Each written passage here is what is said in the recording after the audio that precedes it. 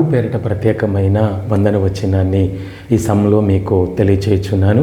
Hebrew పత్రిక 11వ అధ్యాయం 11వ వాక్యం చదివితే గనక, విశ్వాసమును బట్టి శారాయు తాను వాగ్దానం చేసిన దేవుడు నమ్మదగిన వాడని గుర్తెరిగి తాను వయస్సు గతించినదైనను గర్భము ధరించుటకు శక్తి పొందెను అంటున్నాడు. అంటే ఒక విశ్వాసి శారా జీవితంలో ఆ యొక్క విశ్వాస వీరుల యొక్క లిస్టు హెబ్రీ 11వ అధ్యాయంలో రాయబడి ఉంది. మరి శారా తన యొక్క గర్భము మృతతుల్యమైపోయినటువంటిదిగా మారినప్పటికీ దేవుని యొక్క వాక్కు చేత, దేవుని యొక్క మాట చేత నమ్మి విశ్వాసం వలన ఆమె గర్భము ధరించి, ఆ గర్భము ధరించుటకు ఏం పొందుకుందంట?